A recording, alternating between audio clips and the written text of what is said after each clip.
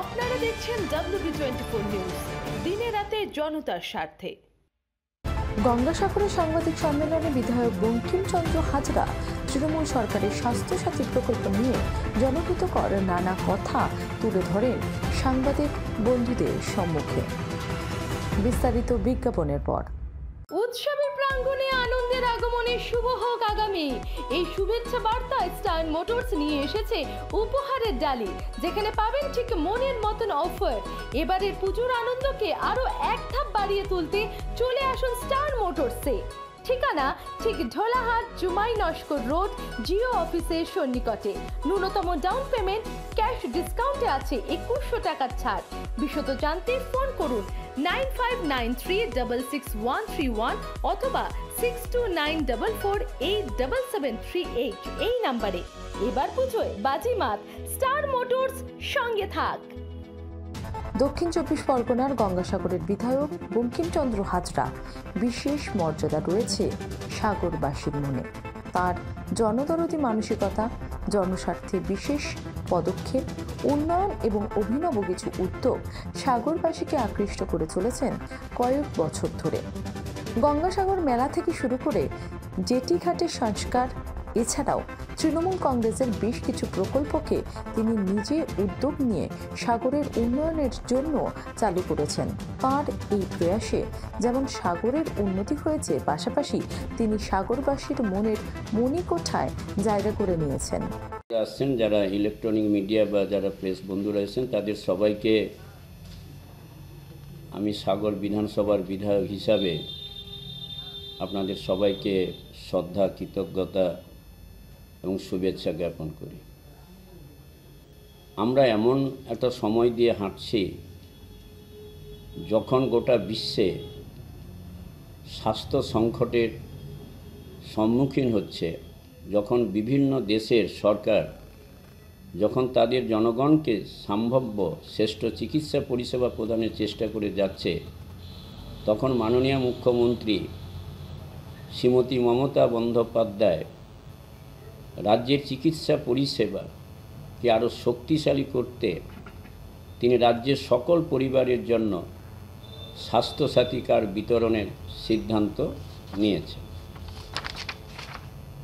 স্বাস্থ্যসাথী এই প্রকল্প পশ্চিমবঙ্গ রাজ্য সরকার 2016 সালের 30শে ডিসেম্বর ঘোষণা করেন এবং এই প্রকল্পের কার্যকরী হয় 2017 সালে জানুয়ারি ফেব্রুয়ারি মাসে। এই প্রকল্পের মাধ্যমে জনগণ গৌণ এবং তৃতীয় ক্ষেত্রে চিকিৎসার ক্ষেত্রে পরিষেবার পিছু প্রতি বছর 5 লক্ষ টাকা করে পাবেন এবং যাবতীয় খরচা রাজ্য সরকার বহন করবে। এখনো পর্যন্ত মোট 12,20,634 জন রোগী এই প্রকল্পের মধ্যে উপকৃত হয়েছে। এর জন্য রাজ্য সরকারের ব্যয় হয়েছে 1,291 কোটি 4 লক্ষ টাকা এবং সরকারি বেসরকারি হসপিটাল মিলে 1,590টি হসপিটাল এই স্বাস্থ্যসাথী প্রকল্পের আওতাধীন রয়েছে। স্বাস্থ্যসাথী প্রকল্পের উপভোক্তারা বিনামূল্যে এমনকি দিল্লির এইমস এবং ভেলোরে চিকিৎসা যাতে পান, এই দুটি হসপিটালেও আমাদের 2রা নভেম্বর 2020 সাল থেকে চালু হয়েছে। আমি দায়িত্ব নিয়ে বলতে পারি এই সুযোগ বিশেষ করে ভেলোরে আমাদের সাগর ব্লকে ইতিমধ্যে 22 জন রোগী এই স্বাস্থ্য সাথী প্রকল্পের আওতায় ওরা ওখানে চিকিৎসা করেছে এবং সমস্ত চিকিৎসার ভার আমাদের রাজ্য সরকার বহন করেছে। বর্তমান আমাদের এই সরকার আসার আগে যে সরকার ছিল, সেই সরকারে 2010-2011-তে যেখানে বাজেট ছিল 3,584 কোটি টাকা, সেটা বর্তমান 2019-20 3 গুণ বেড়ে প্রায় 9,557 কোটি টাকাতে দাঁড়িয়েছে। স্বাস্থ্য দপ্তরের এই যে উন্নত চিকিৎসা প্রদানেরও চেষ্টা চলছে। আমরা দায়িত্ব নিয়ে বলতে পারি, রাজ্য সরকারের প্রায় 6,483টি প্যারামেট্রিক, 30,000 সাপোর্ট স্টাফ সহ 42টি মাল্টিপারপাস মাল্টি স্পেশালিস্ট হসপিটাল গড়ে উঠেছে। রাজ্যের হাসপাতালে নার্সের সংখ্যা বাড়াতে 27টা বেসরকারি নার্সিং প্রশিক্ষণ কেন্দ্র গড়ে তোলা হয়েছে। ইতিমধ্যে আমাদের মাননীয় মুখ্যমন্ত্রী 8টি নূতন মেডিকেল কলেজ গড়ে উঠেছে। তাছাড়া 5টি সরকার পরিচালিত কলেজ স্থাপনের কাজ চলছে। অদূর ভবিষ্যতেও আরও 5টি মেডিকেল কলেজ স্থাপনের কথা ভাবা হচ্ছে। আগের যে 5টি মেডিকেল কলেজ তৈরি হয়েছে সেটা কুচবিহার, রায়গঞ্জ, রামপুরহাট, পুরুলিয়া, ডায়মন্ড হারবার। বর্তমান যেটা তৈরি হবে আরও 5টি, সেটা হচ্ছে তমলুক, বারাসাত, ঝাড়গ্রাম, আরামবাগ এবং উলুবেড়িয়া। সাথে সাথে যে কথাটা আমরা বলতে চাইছি যে বিশেষ করে মহিলাদের যে স্মার্ট কার্ড দেওয়ার যে পরিকল্পনা মাননীয় মুখ্যমন্ত্রী ঘোষণা করেছেন, সেই প্রেক্ষাপটে দাঁড়িয়ে আমরা বলতে চাই যে সেই স্মার্ট কার্ডের মধ্যে পরিবারের যে মহিলাটির নাম থাকবে সেই মেয়েটি পাবে, কিন্তু তার পরিবারের সবাই, তার পরিবারের যতজন আছে, তার স্বামী স্ত্রী থেকে শুরু করে এই পরিবারের সংখ্যার কোনো ঊর্ধ্বসীমা নেই। যতজন আছে তারা সবাই কিন্তু এই স্মার্ট কার্ডের আওতাধীনে আসবে, যাদের মধ্যে স্বাস্থ্যসাথী প্রকল্প এখনও চালু হয়নি। এই প্রকল্পের সমস্ত প্রিমিয়ামের খরচ যেটা পশ্চিমবঙ্গ রাজ্য সরকার যেটা বহন করবে, উপভোক্তাদের কোনো খরচ দিতে হবে না। আমরা দায়িত্ব নিয়ে বলতে পারি যে ভারতবর্ষের কোনো অঙ্গরাজ্যে এইভাবে রোগীদের, তাদের উপভোক্তাদের, যারা রোগী তাদের উপভোক্তাদের এরকম করে সরকারি যে সাহায্য বা এই যে 5 লক্ষ টাকা করে তাদের যে বিমা বা উপভোক্তাদের যে কোনো খরচ দিতে হবে না, কোনো ভারতবর্ষের কোনো অঙ্গরাজ্যে এটা নেই। একমাত্র রাজ্য পশ্চিমবাংলা, যেখানে শতকরা 100% সমস্ত সরকারি ফেসিলিটি পেয়ে থাকে। আমাদের যারা উপভোক্তা, যারা রোগী, তারা 100% এই সুযোগ পেয়ে থাকে। এবং আয়ুষ্মান ভারত সম্পর্কে বলতে গিয়ে যেটা আমাদের বলার, যে আয়ুষ্মান ভারতের ক্ষেত্রে ভারত সরকার যেটা খরচ 60% খরচ বহন করবে, বাকি দিতে হবে 40% রাজ্য সরকারকে। কিন্তু 5 লক্ষের মধ্যে 2.5 লক্ষ টাকা সাধারণ মানুষকে দিতে হয়। বুঝতে পারছেন যে 60% দেবে আয়ুষ্মান ভারত কেন্দ্রীয় সরকার, 40% দিতে হবে রাজ্য সরকার। রাজ্য সরকার টাকাটা দিয়ে দিল, কিন্তু বাকি 5 লক্ষ টাকার মধ্যে রোগীকে দিতে হবে 2.5 লক্ষ টাকা। তাহলে মানুষ, সাধারণ মানুষ কোন পথে হাঁটবে? কোন পথে হাঁটবে? তারা রোগী হলো, চিকিৎসা হলো, রাজ্য সরকার তার 40% টাকা মিটিয়ে দিল, কিন্তু কেন্দ্রীয় সরকারের টাকা আসতে যদি ডিলে হয় তখন রোগীকেই টাকাটা বহন করতে হয়। সেই কারণে আমাদের এই স্বাস্থ্যসাথী প্রকল্পে আমরা 100% রাজ্য সরকারের সাহায্য আমরা দিয়ে থাকি। এটা একটা কথা আমাদের। দ্বিতীয় কথা হচ্ছে যে গত 20 তারিখে, আমাদের নভেম্বর মাসের 20 তারিখে আমরা দেখলাম ভারতীয় জনতা পার্টি এখানে আমাদের রুদ্রনগরে 1000 মানুষেরও বেশি নয়, আরও কম নিয়ে একটি সভা করছিলেন। সেই সভাতে আমরা দেখলাম কি ফ্যাশন ডিজাইনার, যিনি নাকি মহিলা মোর্চার সভানেত্রী, অগ্নিমিত্রা পল,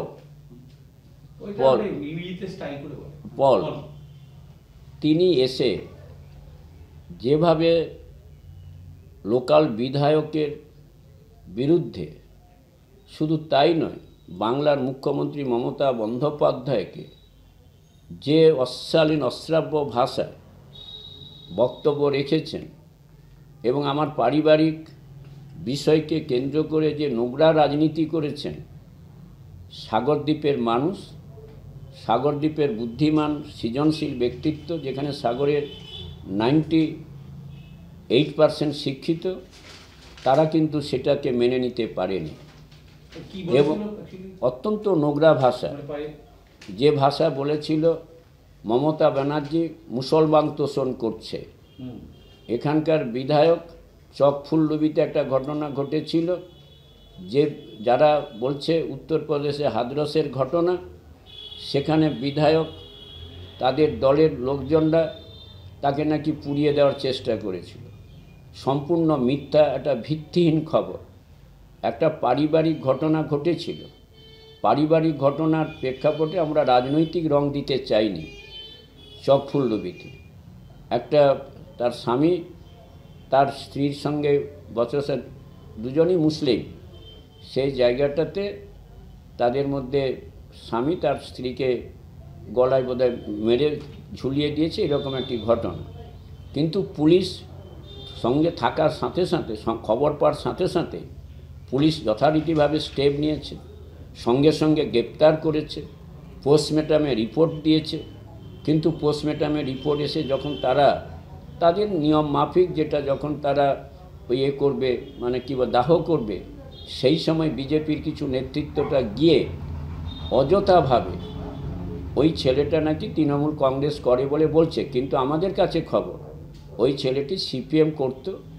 পরবর্তীকালে তৃণমূল কংগ্রেস করে কি করে না, কিন্তু তার যারা শ্বশুর বাড়ি তারা কিন্তু ভারতীয় জনতা পার্টি করে, গঙ্গাসাগরে তাদের বাড়ি। তাদেরকে নিয়ে এসে একটি অপ্রীতিকর ঘটনা ঘটায়। পরবর্তীকালে গ্রামের মানুষের মধ্যস্থতাতে যেটা সকালবেলা তাদের দাহ হওয়ার কথা ছিল, সেটা বিকেলবেলা হয়েছে। সেইটাকে নিয়ে নোংরা ভাষায় কথা বলছে। এরা বলছে যে মমতা ব্যানার্জি রাজ্যে খুন হচ্ছে, রাহাজানি হচ্ছে, কাটমানি খাওয়া হচ্ছে। আমাদের এখানে এই পশ্চিমবাংলায় মমতা ব্যানার্জির মৃত্যু ঘণ্টা বেজে গেছে।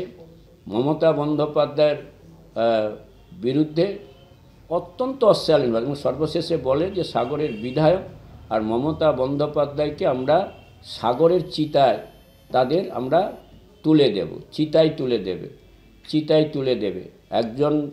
তিনি একজন মহিলা মোর্চার একজন সভানেত্রী হয়ে একজন মহিলা, একজন বিধায়ককে তিনি শ্মশানে তুলে দেবে, এই ধরনের কটূক্তি করে। শুধু তাই নয়, আমরা এই জায়গায় দাঁড়িয়ে বলতে পারি, যেখানে তিনি বলছেন মুসলমান তোষণ করছে, এবং সেই জায়গায় দাঁড়িয়ে আমি বলতে চাই, এই সংঘমিত্রা পল যেদিনকার অমিত শাহকে নিয়ে এসে আমাদের রানী রাসমণির প্রতিষ্ঠিত ভবতারিণী মন্দির দক্ষিণেশ্বরে, যেখানে ঠাকুর রামকৃষ্ণ দেব তার সাধনার মধ্য দিয়ে যিনি বারবার ধরে বলেছিলেন সর্বধর্ম সমন্বয়ের কথা, বোধহয় অমিত শাহ জানে না কে সে রামকৃষ্ণ পরমহংসদেব, যিনি বলেছিলেন যত মত তত পথ, যে যাই বলুক, যে যার ধর্ম সেচার করবে, কেউ কারো ধর্মে আঘাত দেবে না। এটাই হচ্ছে আমাদের ভারতবর্ষের শাশ্বত বাণী। যেখানে আপনারা জানেন যে গৌতম বুদ্ধ, যীশুখ্রিস্ট, হজরত মোহাম্মদ সবই একই কথা বলেছেন যে ভগবান এক, অবিনশ্বর, তাকে অন্যভাবে ভাবা যায় না। সেই জায়গাতে দাঁড়িয়ে অমিত শাহ বললেন সে একই কথা যে মমতা ব্যানার্জি মুসলিম তোষণ করছে। আপনারা জানেন না যে রামকৃষ্ণ পরমহংস দেবের কত হাজার হাজার মুসলমানরা তার কাছে দীক্ষা গ্রহণ করেছে, এখনও আমাদের যারা স্বামীজিরা আছেন তাদের কাছে দীক্ষা গ্রহণ করছে। যেখানে ভারতবর্ষ একটি ধর্মনিরপেক্ষ রাষ্ট্র, যে রাষ্ট্রের হিন্দু, মুসলমান, জৈন, খ্রিস্টান সব ধর্মের মানুষ বাস করে, তাই যদি জানতো, তাহলে যদি জানতেন রামকৃষ্ণ সম্পর্কে ওনার কতটা জ্ঞান আছে আমি জানি না। পশ্চিমবাংলার কৃষ্টি সংস্কৃতির সম্পর্কে ওদের কোনো ধ্যান ধারণা নেই, যতটা ওদের সম্পর্কে কম কথা বলা যায় ততটাই ভালো। না হলে ঈশ্বরচন্দ্র বিদ্যাসাগরের মূর্তি ভাঙে, এরা বলে নাকি ঈশ্বরচন্দ্র বিদ্যাসাগর, যেটা রবীন্দ্রনাথের সহজপাঠ, তাকে বলে এটা নাকি ঈশ্বরচন্দ্র বিদ্যাসাগর এটা লিখেছে। এই তো তাদের ব্যাপার। তাই আমরা তার ব্যাপারে আমরা ধিক্কার মিছিল জানিয়েছি। পরের দিন পরবর্তীকালে কালীবাজারে প্রায় 4,000-5,000 লোকের, এবং পরবর্তীকালে চামাগুড়ি বাজারেও প্রায় 3,000-এর বেশি কালীবাজারে আমরা করেছি। গত সোমবার আমরা কালীবাজারে করেছি, গত 25 তারিখে আমরা চামাগুড়িতে করেছি, এরা 20 তারিখে করার পর আমরা রুদ্রনগরে প্রায় 2,000 মানুষকে নিয়ে তার প্রতিবাদ করি। অত্যন্ত অশালীন এবং একটা অভূতপূর্ব। আমি অনুরোধ করব প্রেস মিডিয়া বন্ধুদের যে তারা কেন্দ্রীয় সরকার কি উন্নয়ন করতে চাইছে, তারা সরকার এলে কী কী কাজ করবে সে সম্পর্কে একটা কথা বলল না, শুধু ব্যক্তি কুৎসা, ব্যক্তি চরিত্রহীন। এবং মৃত্যু ঘণ্টা বেজে গেছে, আমরা এটাকে গুজরাট বানাবো। তাহলে বলুন, এটা নাকি গুজরাট বানাবে। তাহলে গুজরাটে আপনারা নিশ্চয়ই সবাই জানেন যে ঘটনা সংঘটিত হয়েছিল গোধরা কাণ্ডে, সেদিনকার মুখ্যমন্ত্রী ছিলেন নরেন্দ্র মোদিজি তখন মুখ্যমন্ত্রী। অটল বিহারী বাজপেয়ী বলেছিল তুমি রাজধর্ম পালন করো, তখন তিনি কেন্দ্রীয় ভারতবর্ষের প্রধানমন্ত্রী। নিশ্চয়ই আপনাদের মনে আছে 2002 সালের কথা, নিশ্চয়ই আপনাদের মনে আছে। তাহলে কি এরা সেই গোধরা কাণ্ড ঘটাতে চাইছে পশ্চিমবাংলা, যেটা দিলীপ ঘোষ বারবার ধরে বলছে আমরা গুজরাট বানাবো? গুজরাটের যে সংস্কৃতি, গুজরাটের যে ঐতিহ্য, যেখানে গান্ধীজি, যিনি জাতির জনক মহাত্মা গান্ধীজি যে জায়গা থেকে উঠে এসে ভারতবর্ষের এই শাশ্বত বাণীকে প্রতিষ্ঠিত করে গেছেন, সেই গুজরাটের মাটিকে যারা এসে বলছে পশ্চিমবাংলা, তাহলে গুজরাটের যে সাহিত্য সংস্কৃতি, তাদের যে আধ্যাত্মিক দিক, আমাদের পশ্চিমবাংলার আধ্যাত্মিক দিকের ক্ষেত্রে তো কোনো পার্থক্য নেই। আমরা তো সবাই, পশ্চিমবাংলা তো বিহার, উড়িষ্যা, সর্বস্তরে লোকেরা এসে এখানে বসবাস করেছে। একদা তো উড়িষ্যাতে যখন কি হয়েছিল, উড়িষ্যাতে হাজার হাজার মানুষকে সেদিনকার যেতে দেওয়া হয়নি, খুন করা হয়েছিল, এটা তো আমরা ভুলে যাইনি। তাহলে আজকে বলুন, আমরা আজকে যেটা আমাদের পশ্চিমবাংলার কামদুনির ঘটনা বলছে, কি আমাদের পার্ক স্ট্রিটের ঘটনা বলছে, পশ্চিমবাংলার মাননীয় মুখ্যমন্ত্রী তো 12 ঘন্টার মধ্যে তার ব্যবস্থা নিয়েছে। তা তাদের হাদরাসের যে ঘটনা ঘটেছে সেটা তো বিরাট ঘটনা। আজকের একের পর এক জনস্বার্থ বিরোধী নীতি প্লাস করে একদিকে কৃষকদের উপরে এক কুঠারাঘাত আনলো, কৃষি বিল পাস করিয়ে, যে আর পশ্চিমবাংলার মাননীয় মুখ্যমন্ত্রী কৃষক বন্ধু প্রকল্পের মাধ্যম দিয়ে কৃষকরা যাতে নিজেদের পায়ে দাঁড়াতে পারে তার ব্যবস্থাকে সুনিশ্চিত করছে। এটাই হচ্ছে আমাদের বক্তব্যের বিষয়বস্তু। ওরা পশ্চিমবাংলার কোনো সংস্কৃতি জানে না। যে পশ্চিমবাংলার রবীন্দ্রনাথ, নজরুল যে কথা বারবার ধরে বলে গেছে, নজরুল একই বৃন্তে দুটি কুসুম, হিন্দু মুসলমান, এই কথা যিনি বলে গেছেন, সেই পশ্চিমবাংলার মাটিতে দাঁড়িয়ে আজকের বলছেন মমতা ব্যানার্জি মুসলমান তোষণ করছে। আজকের মুসলমানদের যারা বড় বড় তাদের যারা পীর সাহেবরা রয়েছে, তারা বলছে যে আমরা পশ্চিমবাংলার, আমরা মুসলমান ভাইরা অত্যন্ত শান্তিতে বসবাস করছি, আর এরা বলছে পশ্চিমবাংলা এরা মুসলমান তাড়াবে। আপনারা দেখতে পাচ্ছেন সীমান্তবর্তী এলাকাতে যে উগ্র যেটা হচ্ছে, যেটা উগ্র হিন্দুত্ববাদকে প্রতিষ্ঠিত করবার জন্য আজকের সীমান্তবর্তী এলাকায় আজকের আমাদের সেনারা, যারা ভারতবর্ষের সার্বভৌমত্বকে রক্ষা করতে গিয়ে যারা আজকে দেশের জন্য প্রাণ দিচ্ছে, তাদের জন্য নন বুলেট প্রুফ কোনো গাড়ির ব্যবস্থা না করে যে ঘটনাটা সংঘটিত হল, আর সেখানে প্রধানমন্ত্রী নিরাপত্তার জন্য 8,500 কোটি টাকা দিয়ে তার জন্য, তার নিরাপত্তার জন্য বিমান কেনা। এর আগে তো অনেক প্রধানমন্ত্রী ছিল। বলুন আপনারা কোন প্রধানমন্ত্রীর আমলে এত একেবারে বিমান কেনা হলো, তার নিরাপত্তার জন্য কেনা হলো 8,500 কোটি টাকা, ভারতবর্ষের মতন একটা উন্নতশীল দেশে। আরও অত্যন্ত দুঃখের সঙ্গে বলতে হয়, যখন কৃষকরা সেই জায়গাতে যখন কৃষকরা বলেছিল কেন্দ্রীয় সরকারের কাছে, এবং 2014 সালে আসার সময় যেটা বলেছিলেন যে আমরা স্বামীনাথন কমিশনের রিপোর্ট মেনে কৃষকদের সহায়ক মূল্যের ব্যাপারটাকে আমরা নির্দিষ্ট করব।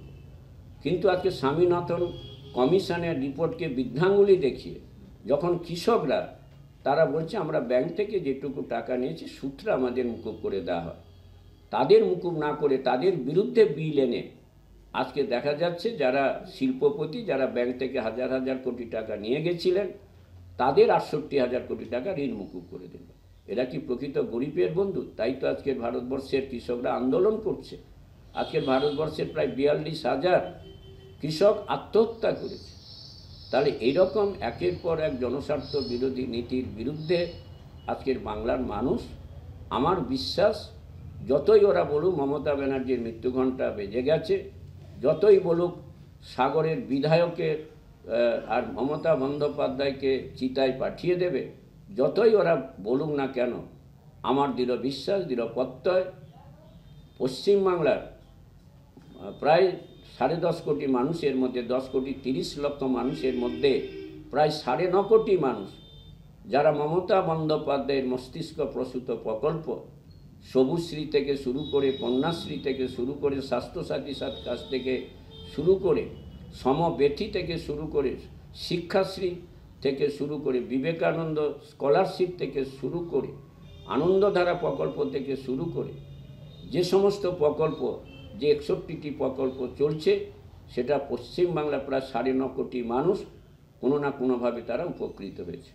অতএব এই বাংলার মাটিতে দাঁড়িয়ে যদিও 18টা সিট পেয়েছে বলে যারা দাবি করছে, তারা কি বলছে না, বামপন্থী বন্ধুদের, অমিত শাহ এসে বলছে বামপন্থী বন্ধুদের সেদিনকার যদি ভোট না দিত তাহলে আমরা জিততে পারতাম না। অতএব যে বামপন্থী বন্ধুরা আপনারা আমাদের সেদিনকার পিছনে থেকে আমাদের সাহায্য করেছিলেন, আপনারা সরাসরি আমাদের দলে যোগদান করুন, সেই আহ্বান জানাচ্ছে। তিনি বলছেন এখানে ওই আদিবাসীর বাড়িতে গিয়ে খেয়ে, সেখানে তিনি তার খাবারটা কোথা থেকে আসছে, শুরু মানে যে ভাতটা, সেটা তো আসছে বড় বড় এর থেকে 5 তারা হোটেল থেকে খাবার আসছে, আর অন্যান্যদের জন্য খাবার আলাদা, ওনার জন্য খাবার আলাদা। এখানে এসে তিনি আদিবাসী প্রেম দেখাচ্ছেন, এখানে তিনি এসে দেখাচ্ছেন এর প্রেম দেখাচ্ছেন, এই যে মতুয়া সম্প্রদায়ের মানুষের প্রতি প্রেম দেখাচ্ছেন। এই প্রেম দেখে কিচ্ছু লাভ হবে না। বাংলার মানুষ মমতা বন্দ্যোপাধ্যায়ের উন্নয়নকে সামনে রেখে 2021 সালের নির্বাচনে লড়বে এবং মমতা বন্দ্যোপাধ্যায় আবার সংখ্যাগরিষ্ঠতা নিয়ে তারা ক্ষমতায় আসীন হবে। এবং সাগর বিধানসভা কেন্দ্রে দলের যিনিই প্রার্থী হোক, দল যাকে প্রার্থী করুক, আমি দায়িত্ব নিয়ে বলতে পারি যে সাগর বিধানসভাতে তৃণমূল কংগ্রেসের প্রার্থী বিপুল ভোটে তারা নির্বাচিত হবে। ধন্যবাদ। গঙ্গাসাগরে সাংবাদিক বৈঠক করে তিনি স্বাস্থ্যসাথী কার্ডের উপকারিতাকে সকলের সামনে তুলে ধরেন। পাশাপাশি জনগণের উদ্দেশ্যে তিনি এই কার্ডের খুঁটিনাটি সবিস্তারে জানান। তিনি বলেন, মুখ্যমন্ত্রী মমতা বন্দ্যোপাধ্যায় রাজ্যে বসবাসকারী প্রত্যেক জনগণকে স্বাস্থ্য সাথী প্রকল্পের আওতায় আনার কথা ঘোষণা করেছেন। নবান্নে এই প্রকল্পের স্মার্ট কার্ড প্রকাশ করে মুখ্যমন্ত্রী ঘোষণা করেন, রাজ্যে যারা অন্য কোনো স্বাস্থ্য প্রকল্পের আওতায় নেই তারা সকলেই স্বাস্থ্য সাথী প্রকল্পের আওতায় আসার সুযোগ পাবেন। প্রত্যেক বাড়ির পরিবারের প্রধান মহিলার নামে স্বাস্থ্য সাথী প্রকল্পের কার্ড দেওয়া হবে। এই কার্ড দেখিয়ে দিল্লির এইমস এবং ভেলোরের ক্রিশ্চিয়ান মেডিকেল কলেজ সহ রাজ্যের 1,500 বেসরকারি হসপিটালে 5 লক্ষ টাকা পর্যন্ত বিনামূল্যে চিকিৎসার সুযোগ মিলবে। 1 ডিসেম্বর থেকে রাজ্যে ক্যাম্প করে স্বাস্থ্য সাথী প্রকল্পের নাম তোলার কাজ শুরু হবে।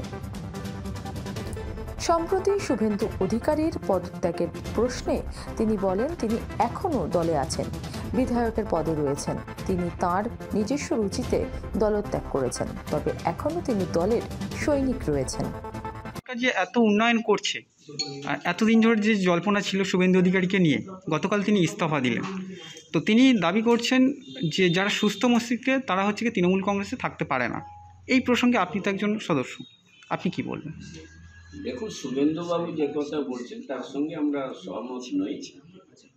শুভেন্দুবাবু একজন অত্যন্ত দায়িত্বশীল দলের নেতৃত্ব, এটা অস্বীকার করার কোনো জায়গা নেই। আমাদের দলের কেউ অস্বীকারও করে। দেখুন, দল বড় হয়েছে, দলের মধ্যে ভুল বুঝাবুঝি থাকতে পারে, দলের মধ্যে মতভেদ থাকতে পারে, কিন্তু সেটা মন্বান্তরে যাবে কেন? এবং সেই জায়গাতে দাঁড়িয়ে শুভেন্দুবাবু তার যে চিন্তা ভাবনাতে তিনি পদত্যাগ করেছেন, কিন্তু সেই জায়গাতে দাঁড়িয়ে এই জায়গাতে আমরা এখনও বলবো তিনি আমাদের দল ত্যাগ করেননি, তিনি এখনও বিধায়ক হিসাবে আছেন। তিনি মন্ত্রিসভা থেকে পদত্যাগ করেছেন, HRPC চেয়ারম্যান ছিলেন, সেখানে পদত্যাগ করেছেন, হলদিয়া ডেভেলপমেন্ট অথরিটি থেকে তিনি পদত্যাগ করেছেন। কিন্তু পদত্যাগ করতে পারেন, কিন্তু শুভেন্দুবাবু কেন পদত্যাগ করলেন, কি কারণে করলেন, সেটা আমি তার ব্যক্তিগত ব্যাপার। তবে সেই জায়গাতে শুভেন্দুবাবুর পদত্যাগ কি পরবর্তীকালে কোন রাজনৈতিক দলে যাবে বিভিন্ন পর্যালোচনা চলছে, কিন্তু আমার দৃঢ় বিশ্বাস, দৃঢ় প্রত্যয়, যতদিন শুভেন্দুবাবুকে আমি আমার নিজের কাছ থেকে দেখেছি, ব্যক্তিগতভাবে আমার সঙ্গে ওনার অত্যন্ত সুসম্পর্ক ছিল, যেহেতু আমরা মেদিনীপুর এবং সাগর খুব কাছাকাছি। সেই জায়গা থেকে যতটুকু দেখেছি তিনি কিন্তু চিরকাল অসাম্প্রদায়িক, তিনি সাম্প্রদায়িক শক্তির বিরুদ্ধে তার কিন্তু জেহাদ। আমার এই মুহূর্তে মনে হয় না যে তিনি ভারতীয় জনতা পার্টিতে জয়েন করবেন, সেটা আমার বিশ্বাস নেই। আমি যতটুকু ওনাকে চিনি এবং জানি, কোথায় হয়তো আমাদের দলের মধ্যে একটা ভুল বুঝাবুঝি হয়েছে, ভুল বুঝাবুঝি হতে পারে, তার অবসানও ঘটতে পারে। যদি সেই রকম হতো তাহলে তিনি তো বিধায়কের পদ থেকেও ইস্তফা দিতেন। দেখুন, ভারতীয় জনতা পার্টি বলছে যে আমাদের কাছে 5 জন বিধায়কের এমপির নাম আসছে, অনেক বিধায়ক যাবে, কেউ যেতে পারে, কে 5 জন সাংসদ যাবে। আবার তো দেখা যাচ্ছে বিজেপি থেকে বহু লোকেরা তো আমাদের তৃণমূল কংগ্রেসের দিকে আসার জন্য চেষ্টা করছে। যেমন আজকের আপনারা দেখেছেন রাহুল সিনহা, যে মানুষটা দীর্ঘ 40 বছর ধরে ভারতীয় জনতা পার্টির হয়ে লড়াই করেছে, আজকে সেই রাহুল সিনহার অবস্থান কোথায়? আজকে রাহুল সিনহা নেই সেখানে, তিনি সাধারণ সম্পাদক ছিলেন। আজকে সেখানে অনুপম হাজরা তৃণমূল কংগ্রেসের টিকিটে জিতেছিলেন, সাংসদ হয়েছিলেন, পরে চলে গেছেন, তিনি আজকে সাধারণ সম্পাদক হয়েছেন। রাহুলবাবুরও তো ক্ষোভ আছে, রাহুলবাবু এখন চুপচাপ বসে আছে। এবং এখনও তো দেখা যাচ্ছে বিজেপি থেকে বহু মানুষরা আমাদের দলে এসে, কংগ্রেস থেকে আমাদের আব্দুল রহিম, যিনি আমাদের আমাদের এমএলএ, আমাদের বাদুড়িয়ার এমএলএ আব্দুল গফফর সাহেব, অত্যন্ত শ্রদ্ধার ব্যক্তি, সারাটা জীবন ধরে তিনি কংগ্রেস করেছেন। পরে তার ছেলে আব্দুল রহিম, তিনি কংগ্রেস সিপিএম থেকে গতবারে জিতেছিলেন, এবারে অদিলবাবু প্রেসিডেন্ট হওয়ার পর তাকে তিনি সাইড করে দিয়েছেন, ফলে দেখা যাচ্ছে তিনি তৃণমূল কংগ্রেসে যোগদান করেছেন বাদুড়িয়ার। তা দেখুন, রাজনীতিতে এইভাবে থাকবে, যাওয়া আসা চলবে। তবে এই জায়গায় দাঁড়িয়ে বলতে পারি, শুভেন্দুবাবুকে যতটুকু চিনেছি নিজের কাছ থেকে, তিনি চিরকাল সাম্প্রদায়িক শক্তির বিরুদ্ধে, তিনি অসাম্প্রদায়িক সম্প্রদায়ের সমর্থক। আমার বিশ্বাস নেই তিনি বিজেপিতে যাবেন। কিছুদিন পূর্বে রাজ্য মহিলা মোর্চার সভানেত্রী অগ্নিমিত্রা পালের জনসভাকে তীব্র কটাক্ষ করেন বিধায়ক। তিনি বলেন, সাগরে ঝটিকা সফর করে জনসমাবেশ করলে জনগণের পাশে থাকা যায় না। জনগণের পাশে থাকতে গেলে জনহিতকর কাজ করতে হয়, সুবিধে অসুবিধে সাহায্যের হাত বাড়িয়ে দিতে হয়।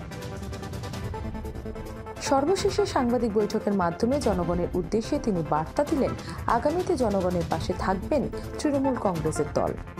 আচ্ছা, শুভেন্দুবাবুর এই যে বিধানসভা ভোটের আগে এরকম একটা পদত্যাগ, এবং তার পাশাপাশি দেখা যাচ্ছে আব্বাস উদ্দিনের প্রোগ্রামে বেশ একটা ভোট ব্যাংক সেখানে দেখা যাচ্ছে, তো এটাতে কি তৃণমূল কংগ্রেসের ওপর কোনো প্রভাব পড়তে পারে? আমাদের এইসব সুন্দরবন এলাকাতে এর কোনো প্রভাব পড়বে না। আমি দায়িত্ব নিয়ে বলতে পারি, যেহেতু এই জেলার মুখপাত্র হিসাবে আমি দায়িত্ব নিয়ে বলতে পারি। ওই যে মিম বলে যে সংস্থাটা বিজেপির দ্বারা পরিচালিত হয়ে মুসলমানদের মধ্যে একটা বিভেদ তৈরি করবার চেষ্টা করছে, যেটা ক্যানিং ওই সব এলাকা, ভাঙর এলাকাতে প্রভাব বিস্তার করার চেষ্টা করছে। এবং একটুকু আপনাকে বলতে পারি যে আমাদের তো শোভনবাবু একদা 3টা দপ্তরের ভারপ্রাপ্ত মন্ত্রী ছিলেন, কলকাতার মেয়র ছিলেন, আজও তিনি সেখানে গিয়ে বিজেপিতে জয়েন করে তিনি আজকে কোন জায়গাতে অবস্থান করছেন বুঝতে পারছেন। মুকুল রায়কে তো কথা দিয়েছিল ওরা কেন্দ্রীয় মন্ত্রী করবে, এখনও কেন্দ্রমন্ত্রী, এবারে সর্বভারতীয় সভাপতি করেছে। তখন আমরা দেখেছিলাম 1988 সালে, এই 2016-17 সালে দেখেছিলাম এই কৈলাস বিজয়ী থেকে শুরু করে সবাই তো বলেছিল ভাগ মুকুল ভাগ মুকুল ভাগ মুকুল, সারদা কাণ্ডের নায়ক। তাহলে আজকে সারদা কাণ্ডের নায়ক যদি মুকুল হয়, মুকুল ভাগ মুকুল ভাগ মুকুল ভাগ মুকুল, আজকের মুকুলকে সর্বভারতীয় সভাপতি করা হয়েছে। তার কারণটা আমরা বুঝি। এইভাবে দল ভাঙিয়ে মমতা বন্দ্যোপাধ্যায়ের যে দীর্ঘ লড়াই, দীর্ঘ সংগ্রাম, বাংলার মানুষের প্রতি তার যে অগাধ ভালোবাসা, সেই জায়গাতে দাঁড়িয়ে মমতা বন্দ্যোপাধ্যায়কে কিছু করতে পারবে না। সামনে বিধানসভাকে কেন্দ্র করে সাগরবাসীর জন্য কি বার্তা দেবেন? সাগরদ্বীপের বাসী আমরা ঐক্যবদ্ধ। হ্যাঁ, যে কথাটা আপনাদের কাছে বলতে গিয়ে বলা হলো না, যেটাতে হচ্ছে যে আমি আশা করেছিলাম যে সেই অগ্নিমিত্রা পল বলবে যে আমরা কেন্দ্রীয় সরকার মুড়িগঙ্গা নদীর জন্য আমরা টাকা দেব। এই মুড়িগঙ্গা নদীর বিষয় নিয়ে এখানে অত্যন্ত সিনিয়র মোস্ট সাংবাদিক আছেন, বিমলবাবু, আপনারা অনেকে আছেন, যে যখন মুখ্যমন্ত্রী মমতা বন্দ্যোপাধ্যায়ের সঙ্গে নীতিন গডকরি যখন সিদ্ধান্ত হয়েছিল সাগরে, রূপসাগর, বেউসাগর, ভোরসাগরে এখানে ডিপ সিপোর্ট হবে, সেই জন্য জমি অধিগ্রহণ করা হবে। ইতিমধ্যে কেন্দ্রীয় সরকার বললেন পরে যে মুড়িগঙ্গা নদীর, কারণ এখানে যদি সিপোর্ট করতে হয় তাহলে রেল আনতে হবে, রেল ছাড়া তো ইম্পোর্ট আউটপোর্ট করা সম্ভব না। তাহলে কাশীনগর থেকে রেল আনতে গেলে প্রায় 3,550 কোটি টাকা লাগবে, এটা সম্ভব নয়। তখন সিদ্ধান্ত হলো, নীতিন গডকরি নবান্নে এসে মিটিং হয়ে ফাইনাল ডিসিশন হলো যে ওরা তাজপুর, যেহেতু দীঘা পর্যন্ত রেল আছে, ওরা তাজপুরে সিপোর্টটা করবে। যেহেতু আপনারা জানেন যে হলদিয়া এবং আমাদের খিদিরপুরে এটাকে জলটা সিলটেশন হয়ে যাচ্ছে, এখানে বড় বড় জাহাজ ঢুকতে পারছে না, তাই ওইখান থেকে লোডিং হবে, আনলোডিং হবে, এই ব্যাপারটা নিয়ে ফাইনাল হয়ে গেল। 76% ওখানে তাজপুরে দেবে এবং 24% আমাদের এই জায়গাতে মুড়িগঙ্গা ব্রিজটা করে দেবে। হয়ে গেল, চুক্তি স্বাক্ষরিত হলো নবান্নে। স্টিল নাও কেন্দ্রীয় সরকার, যেহেতু মমতা ব্যানার্জি আমাদের কেন্দ্রীয় সরকারের জনস্বার্থ বিরোধী নীতির বিরুদ্ধে ভারতবর্ষের মাটিতে দাঁড়িয়ে যিনি প্রথম প্রতিবাদ করেন তার নাম মমতা ব্যানার্জি। যখন আপনারা জানেন, যখন নোটবন্দি, তখন একমাত্র প্রতিবাদ করেছিল, প্রথম যে মানুষটা প্রতিবাদ করেছিল তার নাম মমতা বন্দ্যোপাধ্যায়।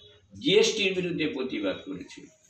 সেই জায়গাতে দাঁড়িয়ে আমরা দেখলাম যে এখনো পর্যন্ত কেন্দ্রীয় সরকারের কোনো টাকা এখানে অ্যালটমেন্ট হলো না মুড়িগঙ্গা নদীতে।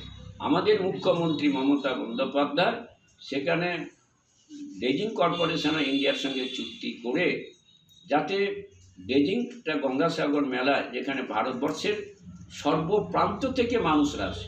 আপনারা বলুন তো, যে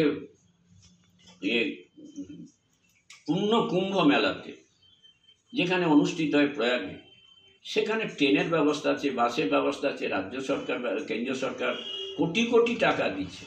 আর এখানে এই কপিলমুনি মন্দির, যে কপিলমুনি মন্দির অযোধ্যার হনুমান গড়গড়ি যারা দেখভাল করে, তারা তো অযোধ্যার মানুষ। তাহলে আজকে ভারতবর্ষের যেখানে লাখো লাখো মানুষ মকর সংক্রান্তির উদ্দেশ্যে পূর্ণ লগ্নে এখানে স্নান করে, গঙ্গায় পবিত্র স্নান করে, তারা কপিলমুনি মন্দিরে পুজো দিয়ে তারা শান্তিপূর্ণ অবস্থায় তারা বাড়ি ফিরে যায়। তাহলে তাদের জন্য একটা টাকা বরাদ্দ করা যায় না? একটা টাকা বরাদ্দ করেছে। এখানে ব্রিজটা করে দেওয়ার ক্ষেত্রে ব্রিজ করলো না, কিন্তু আমাদের সরকারের ক্ষমতা ছিল, আমরা হাতানা জোয়ারা নদীর পরে ব্রিজ করেছি। আমাদের মুখ্যমন্ত্রী পরিষ্কার বলেছেন যে তাজপুরে যখন ওরা করলো না, শিল্পপতিদের নিয়ে যে আপনার বাণিজ্য মেলা হয়েছিল, সেখানে শিল্পপতিদের দিয়ে তিনি চেষ্টা করছেন তাজপুরে আপনার গভীর সমুদ্র বন্দর করার। এবং গত বছর তিনি গঙ্গাসাগর মেলাতে যে এসেছিলেন 26, 27, 28 তারিখে, তিনি সর্বধর্ম সমন্বয়ের যে সভা হয়েছিল, সেই সভাতে দাঁড়িয়ে বলেছেন যে আমার টাকা আমি সংগ্রহ হলেই আমি কথা দিচ্ছি আমি মুড়িগঙ্গা নদীতে ব্রিজ করব। তো দেখুন, কেন্দ্রে যদি একের পর এক বঞ্চনা করে, আজকের আমাদের জিএসটি বাবদ 47,000 কোটি টাকা পাবো, আমাদের এমনি যে শেষ কর অভিকর যেটা নিয়ে যাচ্ছে তার বাবদ 53,000 কোটি টাকা আমাদের পাবো, একটা টাকা দিচ্ছে। আজকে তারা কোভিডের ক্ষেত্রে যেখানে 10,000 কোটি টাকা আমাদের খরচ হয়েছে, সেখানে তারা দিয়েছে প্রথমভাবে 471.25 কোটি টাকা, আর বিশ্ব স্বাস্থ্য সংস্থা দিয়েছে 125 কোটি টাকা। আমফানের মতন জায়গাটা দেখে যাওয়ার পর 1,000 কোটি টাকা, আর যেখানে আমাদের সরকার খরচ করেছে 6,220 কোটি টাকা, এই রিসেন্টলি 2,700 কোটি টাকা দিচ্ছে। তাহলে ভাবতে হবে, এই যে কেন্দ্রের যে বঞ্চনা, এর প্রতিবাদে আমাদের এই বিক্ষোভ বলে আজকের আমাদের দৃষ্টা হচ্ছে না। সেদিনকার ওই যে ভদ্রমহিলার মানে যুবা মোর্চা, ওনার নাম ধরতে আমার ঘৃণা লাগছে, তিনি সেদিনকার নাকি ট্রলারে করে যাচ্ছিলেন। বলুন তো, সাগরে মহিলা খুঁজে পেলেন না, তিনি কুলপি থেকে মহিলাদের নিয়ে আসছিলেন, বা যারা নিয়ে এসছিলেন তারা জানেন, আপনারা সাংবাদিক বন্ধুরা সবাই জানেন যে এখানে মুড়িগঙ্গা নদীর জলের একটা সমস্যা আছে। তাহলে যারা নিয়ে এসেছেন তারা জানেন না যে বিকালে জল নেই, তাহলে সেই জায়গাতে সকালবেলা নিয়ে এলেন, বিকালবেলা ট্রলার বলছে না যাবে না যাবে না, জল নেই, বলে চলুন। তাদের নিয়ে গিয়ে এবারে এতে লেগে গেল, চড়াতে লেগে গেল। তাতে নাকি তৃণমূল কংগ্রেসকে দায়ী করা হচ্ছে। তৃণমূল কংগ্রেস সরকার এখানে ড্রেজিংয়ের নাম করে লক্ষ লক্ষ টাকা চুরি করেছে।